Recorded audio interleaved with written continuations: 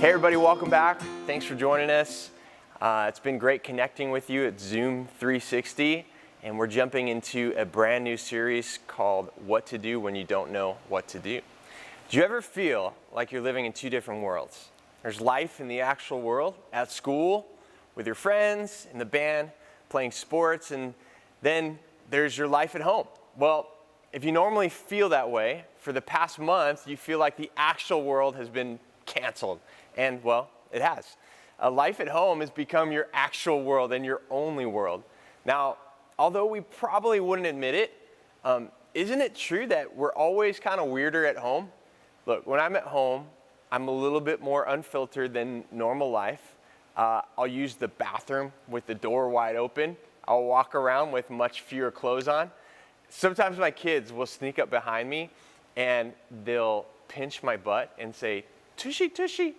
And sometimes I'll do the same thing to them. And if I did that in public to other people, well, I'd probably go to jail, right? But before you judge me too much, here's what I know for sure. You do weird stuff too. We all act in ways at home that we would never act with our friends or at school or in public. Not only are we weirder at home, but most of us are a little more difficult at home. Anybody feel me, right? Think about it. You would never leave your nasty gym socks on the stairs at a friend's house, but you don't think twice about doing it at your own house. Or you would never talk to your coach the way that you talk to your stepmom or your mom or dad. You would never be as mean to your teammate as you are to your brother or sister. And like me, you probably don't go off nearly as quickly on anybody outside your house as you do the people in your own house. But how is this possible? And more importantly, why is this? Why do we act in two completely different ways, depending on where we are? There may be a lot of reasons for this, but I think one of the main reasons for me is I think of my home like my world, and everybody else is just living in it. You know what I mean? Like maybe we don't say it out loud, but we walk in the door and we want to know if dinner is something we like. We complain about going to our siblings' band concert because we have other plans. It's our world and we want it to be our way. But that's not nearly as true everywhere else. Most of us wouldn't go to a friend's house for dinner and say, I hate lasagna. Why did you have to make that? Or we would never tell our coach that we aren't coming to the game because we had other plans already, or at least we shouldn't. Even if we know we can get attitude with people at school, it's never to the level that we go at home. For most of us, home feels like the only place is safe to be the realest version of ourselves. And the people that we live with, hopefully, still love us even when we're ridiculous. But at the same time, we all tend to be not just the realest, but the worst version of ourselves. No matter what's happening, I ask myself this question: how does this affect me? I mean, think about it. Everything we say or do at home is in response to how that question is answered. How does this affect me? Maybe you would say, well, my family loves hamburgers, but I'm a vegetarian. So what do? They go and order hamburgers, and I'm over here trying not to puke eating this black bean version of this stuff. Or I make my point to let everyone know how bad it is over and over. Or I don't get out with my friends because I have to babysit my siblings. Why does that affect me? Well, that isn't fair, so I'm going to give my parents attitude. Or I studied so hard for my test while my sister just scrolled TikTok all night and she got a better grade than I did. How does that affect me? Well, she doesn't even deserve that A. So obviously now I'm annoyed with her and I'm treating her that way. Now, what I don't think a lot of us realize as we think about our lives at home is how much our response to the question, how does this affect me, changes the vibe in our house. As we respond to how things are affecting us, the people in our house are responding to how we are affecting them. Then we respond to that, and most of us don't realize that we're playing a key role in the general feeling of our house. Is this always true? No. But for some of us, we know we're at least a part of the cycle of tension and attitude where we live. The question is, what do you do about it? What do you do when things are tough at home, when the mood is off, or when you know you're a part of the reason that things are tense, but you have no idea what to do about it? Listen, you don't need me to tell you that family life is hard. The good news is that in all of this, that the difficulty you face with your family isn't unique to you. It's been going on for thousands of years. In fact, one of the things that I love most about the real events in the Bible is how it gives us a real look at real people who lived real lives with real problems. And over the next few sessions of 360, we're going to spend some time looking at the life of Joseph. Now, Joseph was one of the most famous people in the first half of history found in the Bible. He's a guy who, just like us, found himself in all kinds of situations where he didn't know what to do. Joseph's story is wild. It's like the most dramatic Netflix show that you've ever seen. There are murder plots, he's sold into slavery, he's unfairly put into jail. The story twists and turns everywhere, and the drama doesn't stop. We'll get to that in the next few weeks, but it all starts with the drama with his family. Let me give you some background. Joseph was one of the 12 sons who all had Jacob as their dad. Now, Jacob's story was complicated. He fell in love with a woman named Rachel, but was tricked into marrying Rachel's sister, Leah, instead. But Jacob loved Rachel, so he worked for her father for 7 years so that he could marry her too. Now, if you're keeping count, that leaves Jacob with 2 wives, and they were sisters. There were 2 other women who he never married, but he also had children with, and plot twist, Rachel, the wife that Jacob loved the most, couldn't have children. Well, all these other women gave him kids. Rachel couldn't until all of a sudden she was pregnant with Joseph. And he was like this miracle baby, and Jacob, the dad, was crazy about him.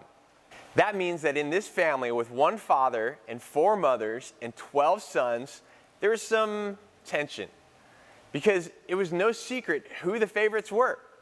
This is where we pick up the story of the life of Joseph.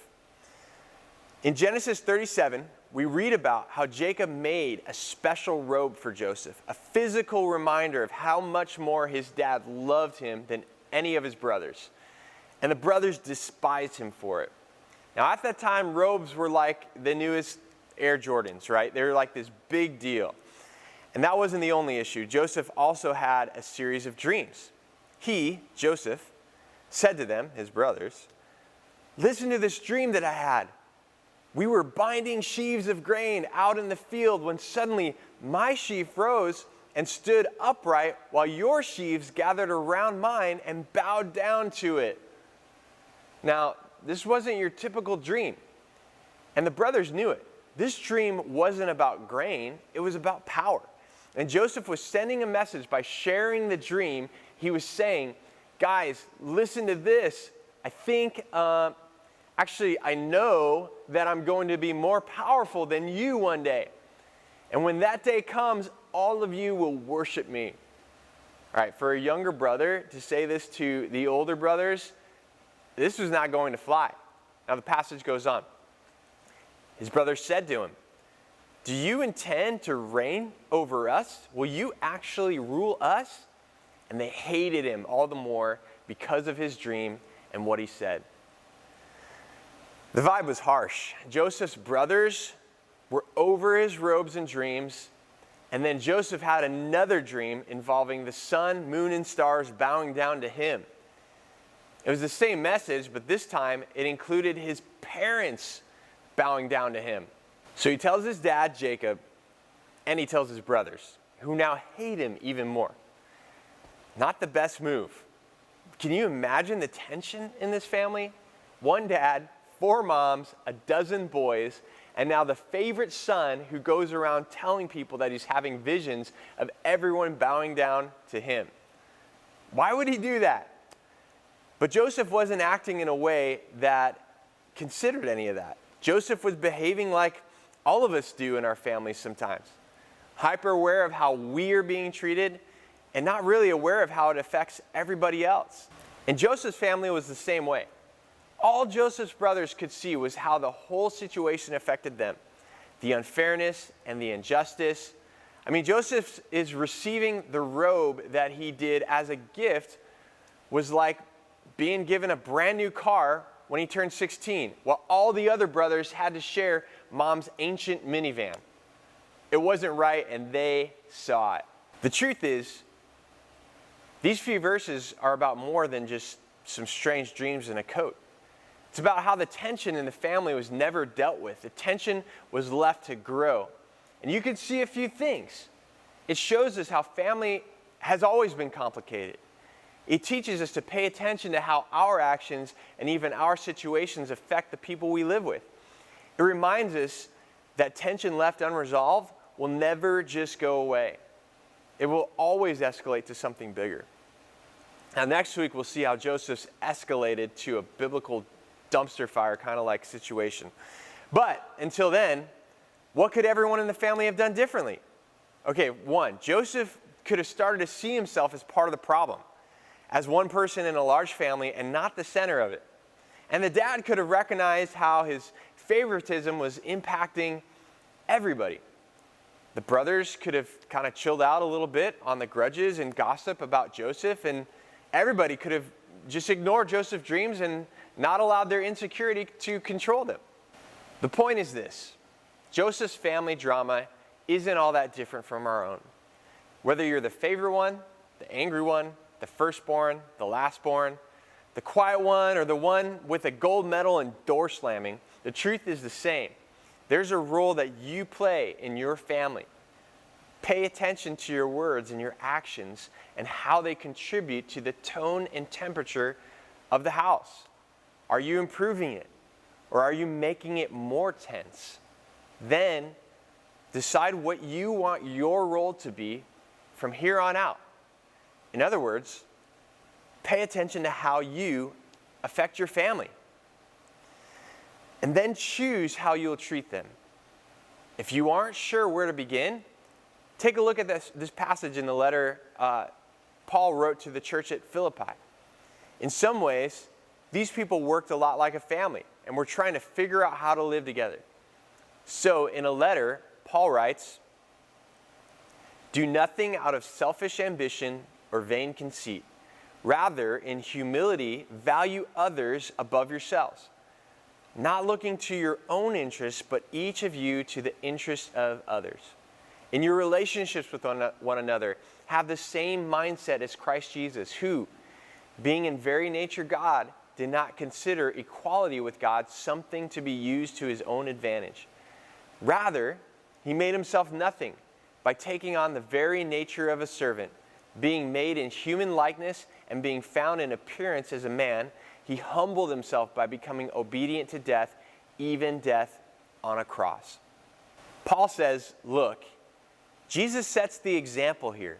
He gave up the privileges that came with being God. He deserved to be treated like God, but he didn't require it of people. He chose to serve and have compassion on humans, even when they didn't deserve it at all. And Paul is reminding the Philippian church and us to be that kind of person with those around us. All right, so the $1 million question is this: how do we do that when we don't know what to do at our house? One, we start paying attention to how we see ourselves. Do we think or act like we're better than people in our house or our family? Maybe. Is that accurate? Probably not. So what would it look like to treat our siblings, step-siblings, cousins, or the adults in your house as equal or maybe even more important than ourselves? Secondly, maybe hardest of all, we need to invite someone else to speak into how we treat our family.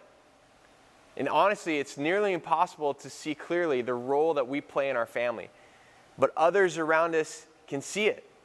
And by asking them, they can help us see ourselves and our families with 20/20 vision.